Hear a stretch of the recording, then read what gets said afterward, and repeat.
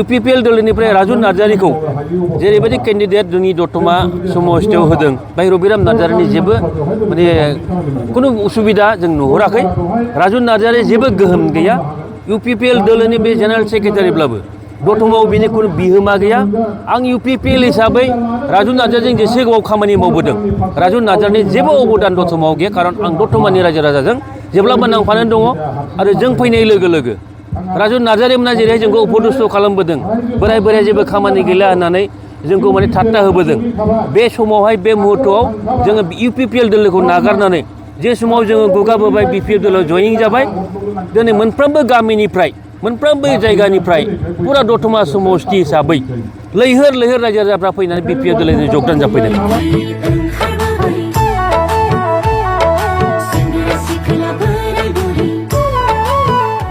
PCDR समाव MCLA जाजेननायनिफ्राय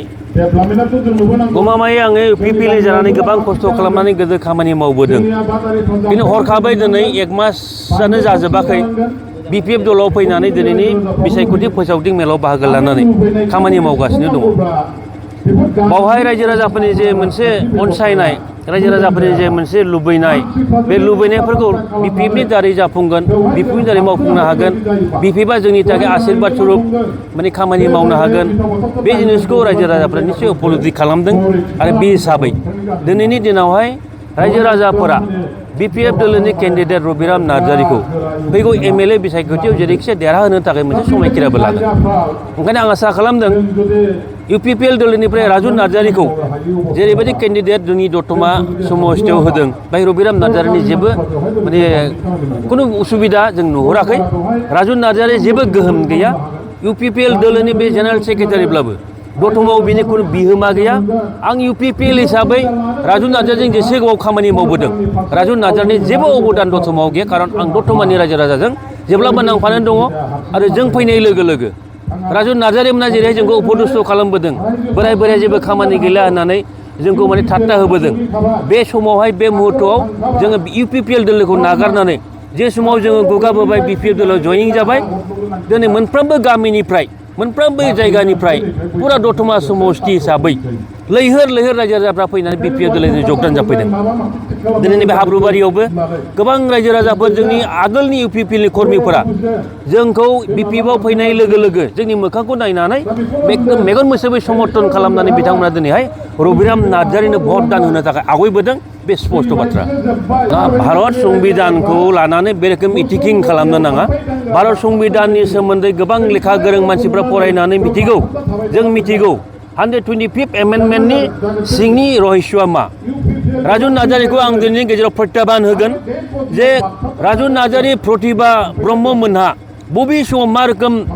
125 एमेन्डमेन्टखौ drafting खालामनानै Indian गभर्नमेन्टनो होदों बे जिनिसखौ दिनै चेलेन्ज खालामगोन खारन बे ड्राफ्टिंनि कुनु प्रश्न फैया एमेन्डमेन्टआ मा रोखोम जानांगौ गभर्नमेन्ट थिग खालामगोन डिसिसन लागोन 125 एमेन्डमेन्ट जानाय लोगो लोगो जोंनाव किसुथा सोलाय सोल'आ फैगोन नाथाय वान्स इलेक्टेड बडि